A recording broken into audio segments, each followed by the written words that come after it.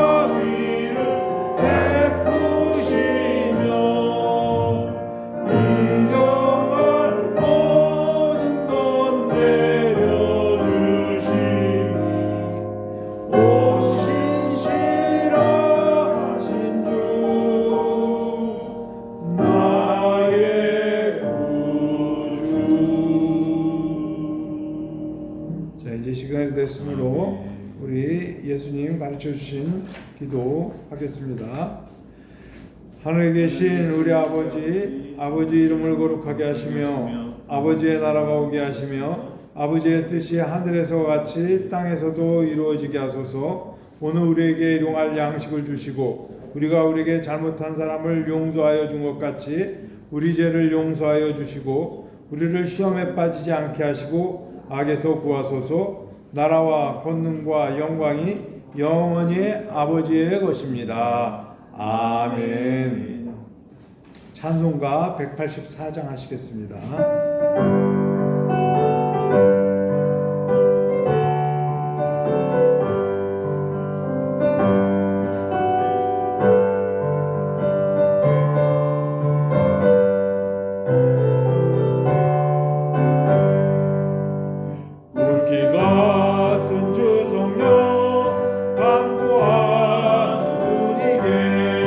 지금 강림하셔서 영광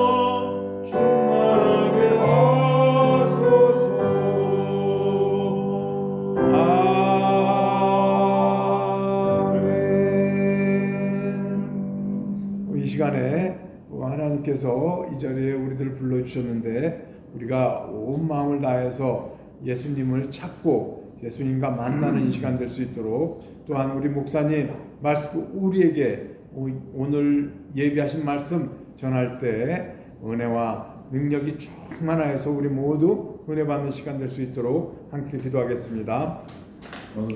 할렐루야. 찬을 받으시기 합당하신 아버지 하나님, 주님께서 우리들을 사랑하여 주셔서 이 자리에 우리를 불러주시고 하나님께 예배드리며 하나님을 찬양하며 또한 하나님께 간구할 수 있도록 인도하여 주시를 감사드립니다. 우리가 이 세상 살 때 마음이 흩어지고 온전히 우리 마음이 하나님께 향하지 아니하지만은 우리가 다시 이 주의 성전에 나와서 이렇게 이 주의 성호를 우리가 부르며 우리가 이 하나님을 찬양할 때 예수님께서 우리 마음에 다시 임재하여 주셔서 우리에게 말씀하여 주실 줄 믿습니다. 이 시간 우리가 온전히 주님 앞에 나아갈 때 주님 우리를 받아주시고 우리에게 필요한 음성을 들어 주시옵소서. 목사님 단위에 세우셨으니 목사님께서 말씀하여 주실 때에 놀라운 능력의 말씀 선포할 수 있도록 인도하여 주옵소서. 그 예비하신 말씀이 우리 성도들에게 마음속 깊이 박혀 우리가 변화되고 새로운 삶을 사는데 조금도 부족함이 없도록 도와주시옵소서.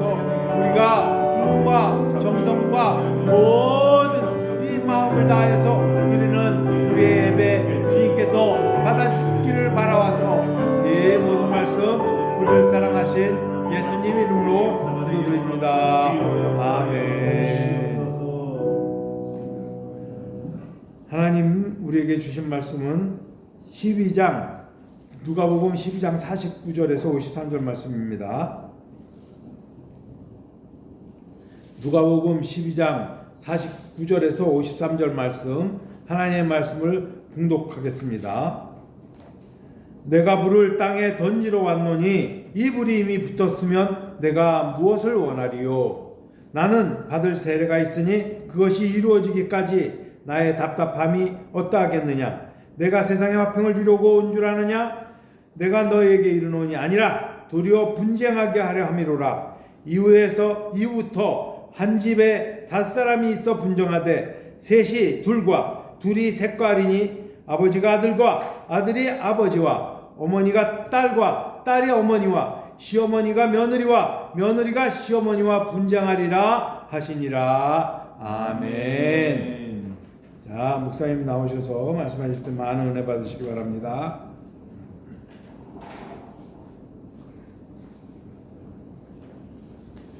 예, 할렐루야. 아멘. 오늘도 이 말씀을 은혜 주실 줄로 믿습니다. 오늘은 내가 불을 던지러 왔노라 이 말씀으로 증거하겠습니다.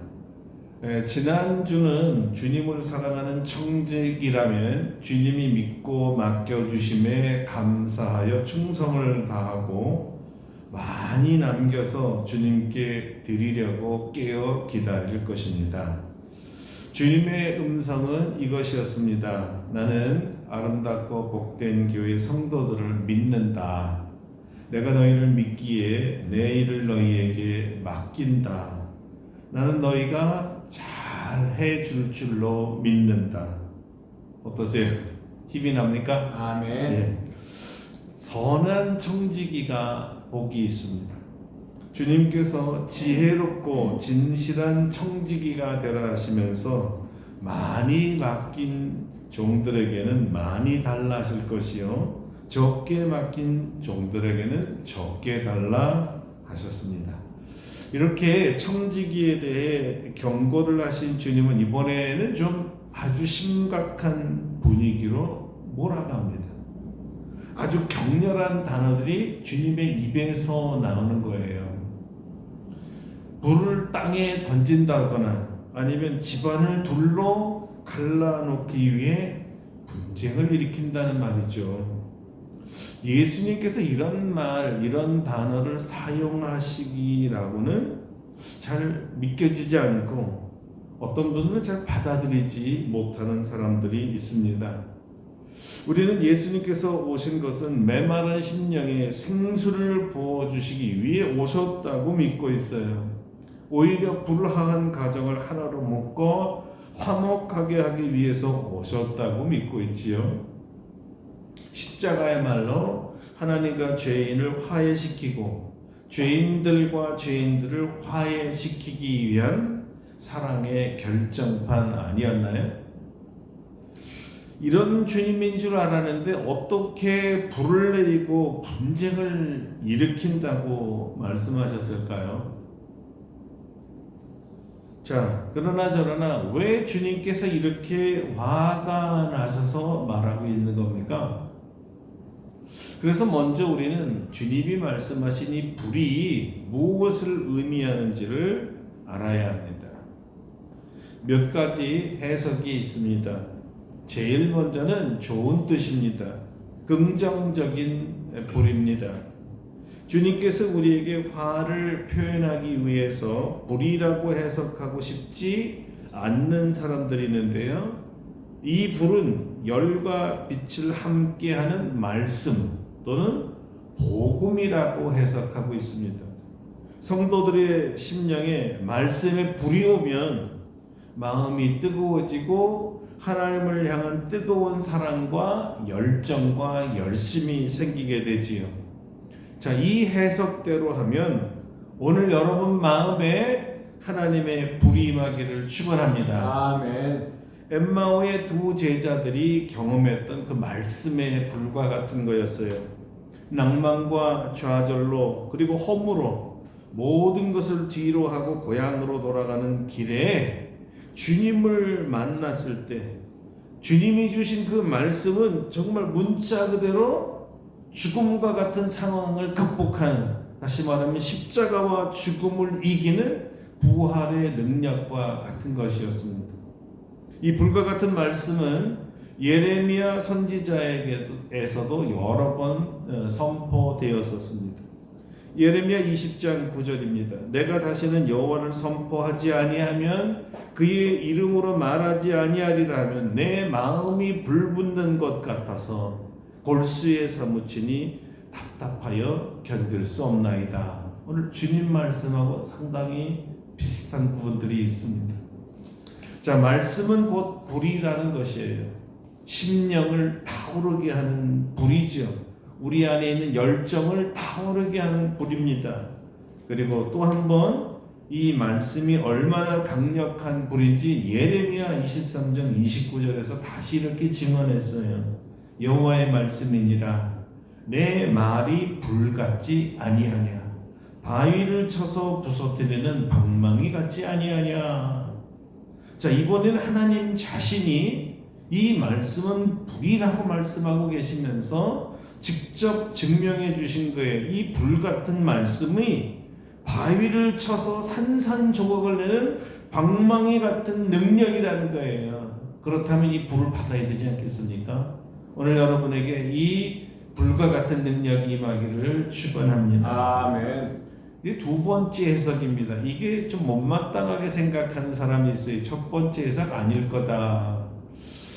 이 불은 우리가 불을 예수님께서 내리려고 하셨을 때 단지 열정을 끌어오르는 그런 사랑과 같은 불이겠느냐. 이것은 성도들이 당해야 할 시련 너는 시험이 아니겠느냐라고 해석하는 사람들이 있습니다. 왜냐하면 베드로서에 보면 이 불시험이라는 말을 자주 썼어요. 예수님께 자주 들었다는 거죠.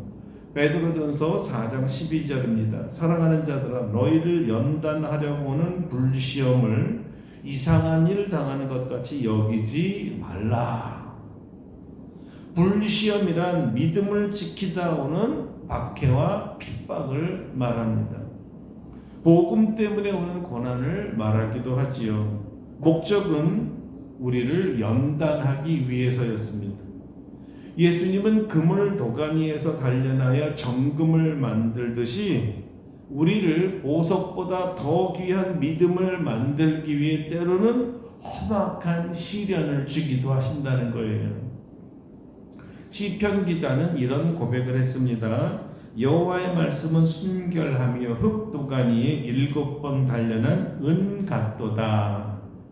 잠언에도 같은 사상이 나옵니다. 도가니는 은을, 풀무는 금을 연단하거니와 여호와는 마음을 연단하시느니라. 아멘. 그리고 욥도 같은 말을 했습니다. 그러나 내가 가는 길을 그가 아시나니 그가 나를 단련하신 후에는 내가 순금같이 나오리라. 우리 개역 성경에는 정금같이 나오리라는 말로 번역됐었죠. 연단된 뒤에는 전금 또는 순금과 같은 믿음을 만들기 위해서 하나님은 우리에게 때때로 연단을 주시고 시험을 주시고 박해를 주신다는 것을 불시험이라고 얘기했던 것입니다. 자, 베드로는 다시 이렇게 우리에게 권면했어요. 오히려 너희가 그리스도의 고난에 참여하는 것으로 즐거워하라. 이는 그의 영광을 나타내실 때에 너희로 즐거워하고 기뻐하게 하려 함이니라. 자, 그리고 이렇게 성도들을 위로했습니다. 너희 믿음의 확실함은 불로 연단하여도 없어질 금보다 더 귀하여 예수 그리스도께서 나타나실 때 칭찬과 영광과 존귀를 얻게 할 것이니라.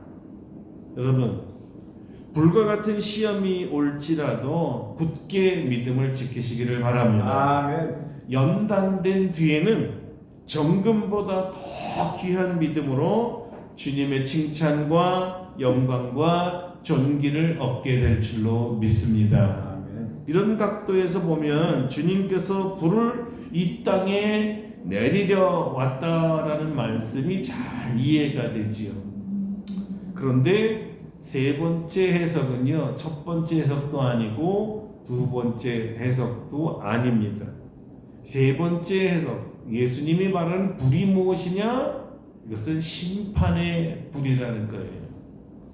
보통 구약에서는 불을 하나님의 심판으로 많이 사용했었습니다. 불이 내려와서 향로와 제단을 살랐지요. 하나님의 명령을 어기고 제 마음대로 예배드리는 자들에 대한 진노였습니다. 마지막 요한계시록은 불의 심판에 대한 이야기로 가득 차 있습니다. 불신자들이 갈 곳은 결국 꺼지지 않는 불이 타오르는 지옥입니다. 이 세상을 멸할 때도 불이 임하여 온 세상의 체질이 녹아진다고 했습니다. 그러나 주님께서 오늘 심판을 말하는 것 같지도 않습니다. 왜냐하면 이미 이 불이 붙었으면 내가 무엇을 하리요 하시면서 이미 불이 붙었으면 이라는 가정법을 쓰신단 말이에요. 가정법을 썼다는 것은 아직 오지 않은 불에 대해서 말씀하고 있으시다는 거예요. 다행이죠. 무슨 말이냐면 주님은 심판을 위해서 오신 분이 아니란 말이에요. 요한은 주님께서 직접 말씀하신 것을 통해 이것을 잘 증명해 주었습니다. 하나님이 그 아들을 세상에 보내신 것은 세상을 심판하려 하심이 아니요 그로 말미암아 세상이 구원을 받게 하려 하심이라. 아멘. 할렐루야죠. 아멘. 자, 심판은 누가 받습니까?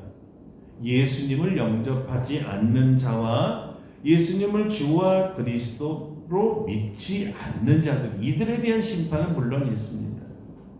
그렇다면 오늘 주님께서 말씀하신 이 불은 무슨 불일까요? 오늘 본문과 연결해서 이 불이 세례와 아주 관련이 깊다는 것입니다. 주님께서 나는 받을 세례가 있다라고 말씀하셨죠. 이 세례는 물 세례를 말하는 것이 아니었습니다. 이미 물 세례는 세례 요한에 의해서 공생애 때 받으셨죠. 그렇다면 예수님이 말하는 이 세례는 무슨 세례일까? 물 세례가 아니라 바로 예수님이 말씀하신 불 세례였어요. 성령으로 세례를 받으라 하실 때 세례요한은 불과 성령으로 세례를 받을 것이라고 얘기했습니다. 예수님이 받으실 세례가 바로 불 세례였습니다. 이 세례는 소위 성령 세례를 말하는데요, 오순절에 불과 함께 오신 성령님의 기름 부으심을 말합니다.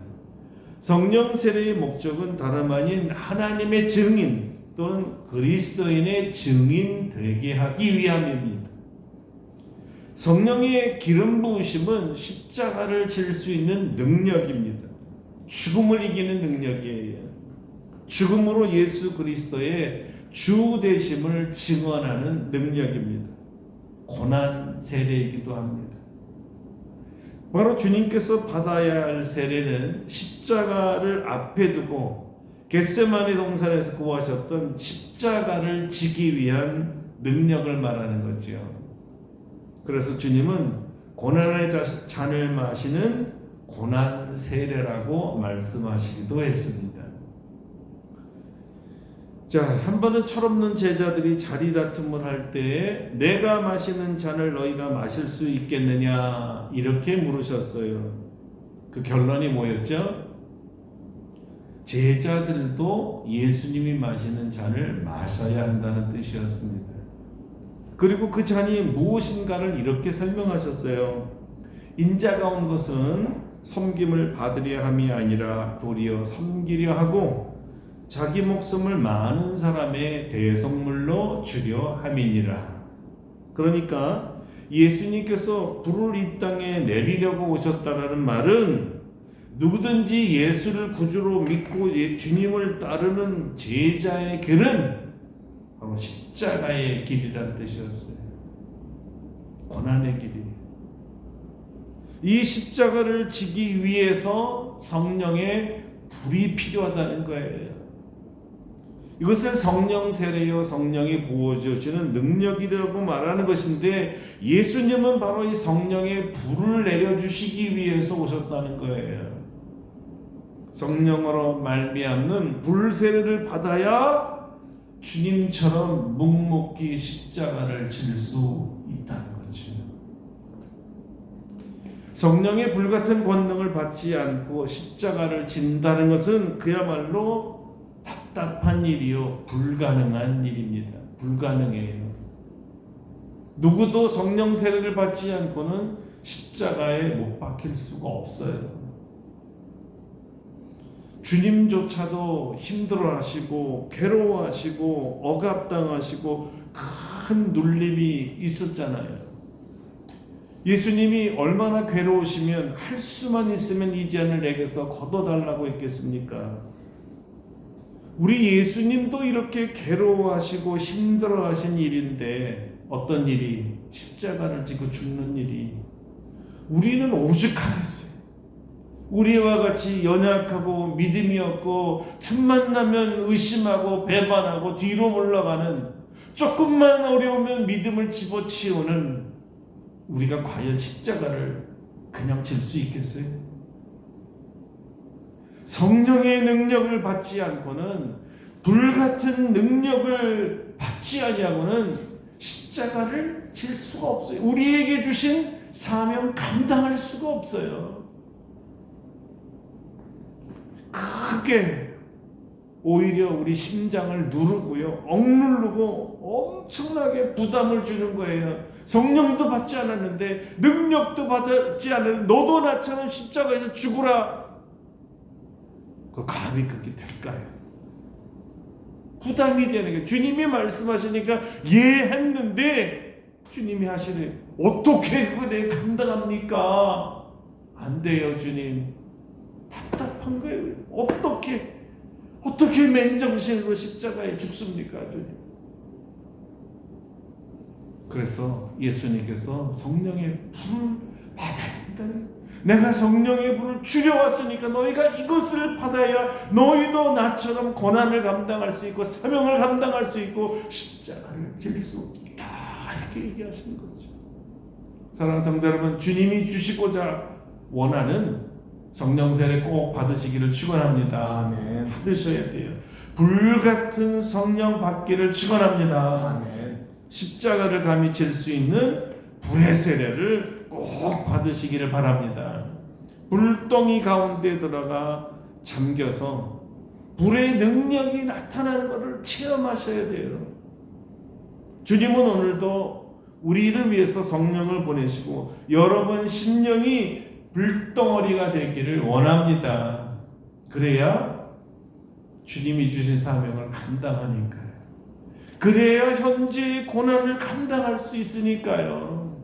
내 마음, 내 믿음으로는 이 고난을 이겨내기가 어려운 거예요. 그것을 아시는 주님께서 얘야 성령의 권능을 받으면 이길 수 있단다. 너를 위해 보낸단다. 이것을 받아야 이긴단다.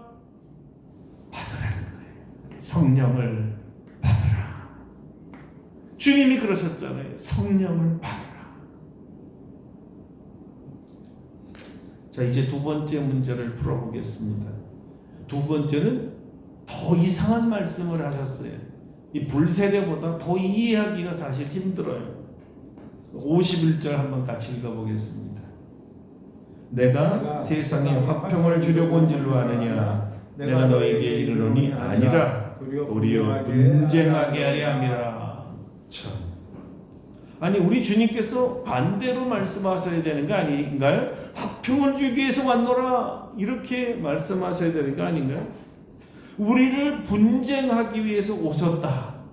여러분 믿으실 수 있으세요? 이해가 가십니까? 과연 그렇다면 이 뜻이 무엇일까요? 분쟁이란 말은 화평과 반대되는 말로 불화를 말하죠. 여기에 분열이나 분리를 말하기도 합니다. 화목하지 못할 때 일어나는 결과물이죠. 그런데 불신자와 신자가 분리된다든가 하나님의 자녀와 사단의 자녀가 분리된다든가 하나님의 나라에 갈 참 알곡과 또는 지옥에 갈 가라지가 분리된다든가 이렇게 말하면 고개가 끄덕 그거는 그렇지요. 그렇게 분리는 맞아요. 그런데요, 왜 주님이 집안을 분쟁하게 만들고 분열하게 만들고 분리한다고 그렇게 말하셨을까? 이해가 안 나. 왜? 무슨 뜻입니까? 주님은 하나님과 죄인을 화목하게 오신 것은 분명히 맞습니다. 그런데 하나님과 죄인을 화목하게 하지 못하게 한 원수, 그 원흉이 있어서 그 원수를 쫓아내야 화목해질 수 있음을 알았습니다. 그 원수가 누굴까요? 사실 무엇이냐가 더 맞는 질문입니다. 예수님의 원수는 뭐죠? 죄입니다. 죄가 가로막혀 하나님께 가까이 가지 못하게 했던 거예요. 주님께서 십자가를 지고 바로 이 죄의 장벽을 허물어 주셔서 하나님께 나아갈 수 있는 길이 되신 거죠. 십자가가 다름 아닌 하나님께 나아가는 유일한 길이었습니다. 그래서 주님은 내가 곧 길이요 진리요 생명이라고 말씀하신 거예요. 이 길과 진리와 생명 되신 예수 그리스도께 나아가게 하지 못하게 하는 모든 장애물들은 다 주님의 원수가 되는 겁니다. 불행하게도 그 장애물 중 가장 심각하고 두텁고 견고하고 영향력 있는 장애물이 바로 우리 가족입니다. 가족이 제일 어려워요. 천국과 같은 가정을 이루지 못하게 하는 게 외부 요인이 아니라 바로 가정 안에, 가족들 구성들 안에 있다는 거예요. 주님께로 나아가지 못하도록 붙잡고 감금하고 구타하고 욕설하고 온갖 핍박을 당하는 사람은요, 외부의 다른 사람이 아니라 실제적으로는 가족들이에요. 가족이 제일 심합니다. 이상하게도 가족들은요, 이 예수 그리스도와 구원과 성경에 대한 이야기만 빼놓고 다른 모든 것들에 대해서는 그렇게 너그럽고 다 용납해요. 단 예수님만 용납하지 못한, 예수님만 말하지 말라는 거예요. 다른 건 다 좋다 이거예요. 왜냐하면 죄가 오랫동안 그 안에서 산성과 같이 견디고 다스렸기 때문이에요. 오랜 전통으로 물려받은 대물림의 저주가 있기 때문이죠. 그럼 우리는 어떻게 이 딜레마를 극복할 수 있을까요? 마태는 그의 복음서 마태복음에서 이런 얘기를 합니다. 내가 검을 주려 왔다. 예수님이 내가 검을 주려 왔다는. 자, 여기서 예수님이 말하는 검이 무엇일까요? 싸우는 칼이 아니라요, 성령의 검이었어요. 성경에서 성령의 검을 뭐라 그래요? 하나님의 말씀. 성령의 검은 곧 하나님의 말씀. 이 검이 자르고 찌르듯이 하나님의 말씀도 자르고 찌르는 기능이 있어요. 하나님의 말씀이 심령에 들어가면 자신이 죄인임을 깨닫고 회개하도록 성령님이 역사하는 거예요. 말씀으로 찌르면 말이에요. 말씀으로 찌르면 심령이 찔려. 마음에 찔려. 내가 죄인인 걸 깨닫는 거지. 이게 성령의 역사예요. 그러고 나면 죄가 미워지기 시작하고 지난 과거에 예수님이 없었던 자기 삶에 대해서 후회가 막심하게 되고, 자, 뒤돌아보지 않냐고 이제까지 살아왔고 자기가 가장 귀하게 여겼던 것들이 배설물로 여겨지게 되는 겁니다. 말씀이 바로 이 죄를 갈라놓는 거예요. 말씀을 받은 가족 중에 하나부터 시작하여 죄를 분리시키고 자기 안에서 추방하는 사건이 먼저 일어납니다. 이제 더 이상 사탄과 죄에 붙들려 살지 않으려고 성령의 생명의 법으로 해방되었기에 이제는 예수님께 사로잡혀 사는 거예요. 말씀께 사로잡히는 거죠. 성령님께 사로잡혀 살게 되는 겁니다. 그것이 바로 예수님이 말한 영적 분리라는 거예요. 빛과 어둠 사이에, 죄와 의 사이에 전쟁이 일어나고 드디어 내 안에서 분열과 분리가 일어나는 것입니다. 우리는 더 이상 죄에 사로잡혀 살지를 떠났어. 분리돼서 잘렸기 때문에 분리돼서 의에, 주님에게, 성령께, 이제 말씀에 붙들려 사는 사람이 되었다는 거죠. 할렐루야. 할렐루야. 말씀으로 예수님을 주와 그리스도로 받아들이는 순간 하나님의 자녀가 되어서 하나님께 나아갈 수 있게 되고, 그렇게 되면 우리 심령이 말할 수 없는 기쁨과 평화가 넘쳐나는 것입니다. 이 기쁨이 얼마나 크냐면 사실 가슴이 터져나갈 것 같은 엄청난 기쁨이요, 만족이라는 게 와요. 이런 기쁨과 평안이 넘치는 하나님의 나라의 맛을 보게 되면 아직 예수님을 믿지 않는 가족들을 그냥 죄의 세력에 내버려 둘 수는 없어요. 예수 믿는 인생이 불쌍히 보이는 거예요. 내가 주를 알기에 가만히 있을 수 없네. 내가 세상에 나가서 복음을 전해야만 되는, 가만히 있을 수가 없어요. 내가 주님을 믿은 뒤에 주신 그 기쁨이 너무 큰데 이 기쁨을 모르는 사람을 보면서 그냥 지나칠 수가 없는 거예요. 가족도, 당신도 이 기쁨을 누려보세요. 엄청나게 좋은 거예요. 주고 싶은 거죠. 예수 없는 인생이 이제는 그렇게 불쌍하게 보입니다. 가족이기 때문에 눈물 범벅이에 통곡 기도가 시작돼요. 영적 싸움이 시작되는 거죠. 누구에게요? 부부 사이에, 부모 자식 사이에, 시모와 며느리 사이에 분열과 분쟁이 생깁니다. 그야말로 전쟁이에요. 실제 전쟁입니다. 구박과 욕설과 멸시와 때로는 심지어 구타와 집안에서 내쫓는 축출까지 일어나거든요. 성경을 집어던지고 불태우는 것은 다반사예요. 교회 가지 못하게 꽁꽁 문을 잠그는 것도 생기고요. 어떻게 가족끼리 그럴 수가 있어요? 아예 집에 열쇠로 잠가버리고 열어주질 않는 거예요. 교회 못 가게.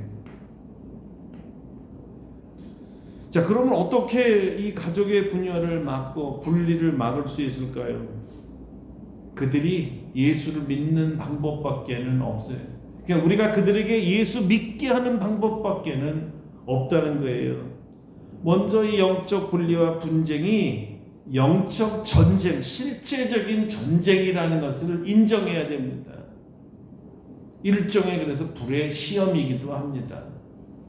그러므로 주님께서 받으신 세례가 우리 삶 속에 똑같이 일어나는 거예요. 우리가 마실 잔입니다. 그리고 반드시 마셔야 할 잔이고요. 우리 모두 한 가족인데 모두 다 천국에 가야 되잖아요. 천국에서 만나야 되잖아요. 어떻게 크리스찬이 나만 구원받았다고 나만 천국에 가면 된다는 말을 할 수 있을까? 내가 낳은 새끼인데 내 새끼들은 지옥에 가도 괜찮고 나만 구원받은 이게 말이 되나요?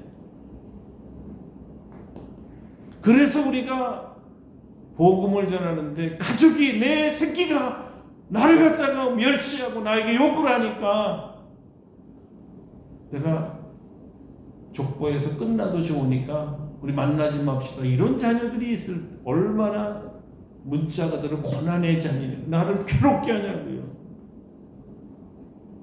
그런데 주님께서 이 잔을 너희도 마실 수 있겠느냐? 내가 마신 이 잔을 너희도 마실 수 있느냐? 어떻게 이 고난의 잔을 주님처럼 마실 수 있을까요? 어떻게 내 십자가의 잔을 마실 수 있겠어요? 주님이 말씀하십니다. 성령 세례를 받아야 된다. 성령의 불세례를 받아야만 이걸 해결할 수 있다. 성령께서 불같이 임하셔야 고난을 이길 수가 있다. 고난을 이길 능력이니까. 성령께서 이 영적 전쟁에 승리하기 위해서 사용하시는 무기는요, 다름 아닌 성령의 검인 말씀입니다. 왜 말씀을 하필이면 검이라고만 하지 않고 성령의 검이라고 했을까? 성령께서 사용하시는 오직 유일한 도구가 말씀이기 때문에 그래요. 하나님 말씀 위에 승리할 방법이 없다는 거죠. 그러므로 우리가 먼저 하나님의 말씀으로 성령께서 역사하시고 그래서 거듭나고 하나님의 자녀가 되었듯이 다른 자녀들에게도 다른 방법은 없습니다. 성령님은 오직 하나님의 말씀을 사용하셔서 저들의 죄악을 찔러주시고 죄인임을 깨닫게 해주시고 회개하여 하나님께 돌아오게 하십니다. 다른 방법이 없습니다. 그러므로 담대하게 하나님의 말씀을 전할 수 있도록 성령의 기름 부음을 위해 우리가 기도해야만 합니다. 우리의 본성적인 인격과 인성만 가지고는 가족들을 변화시킬 수가 없어요. 성령의 불을 받아야 합니다.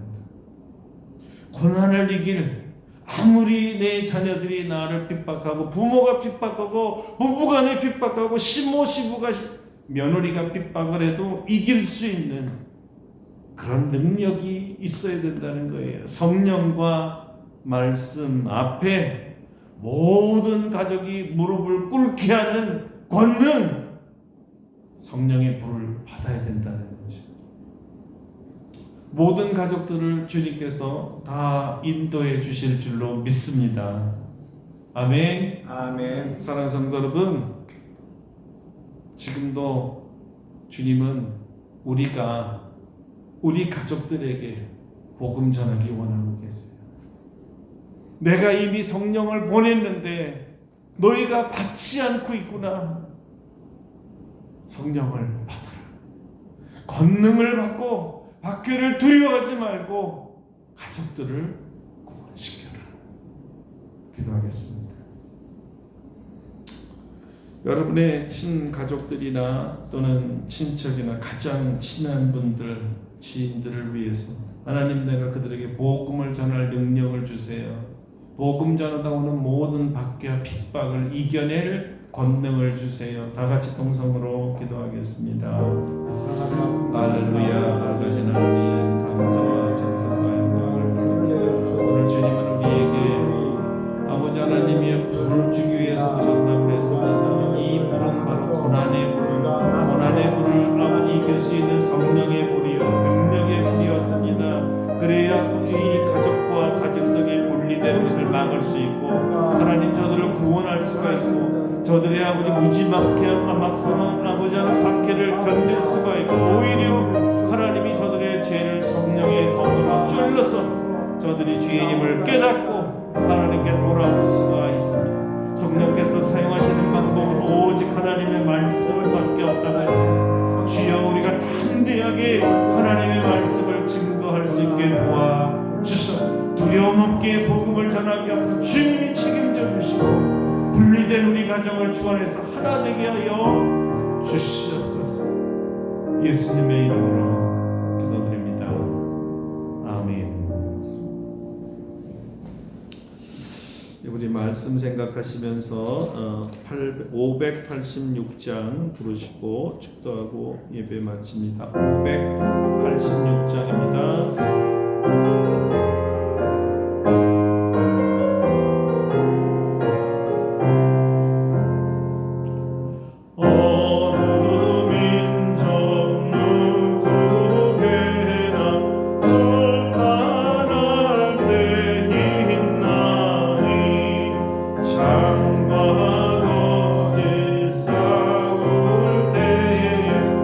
어느 편에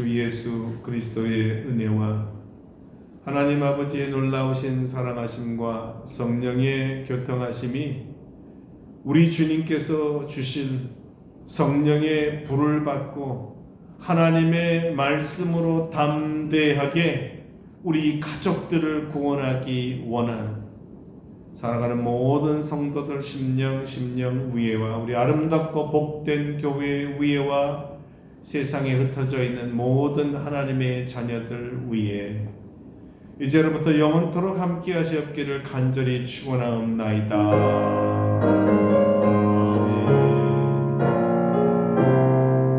할렐루야. 고맙습니다. 잠깐만요.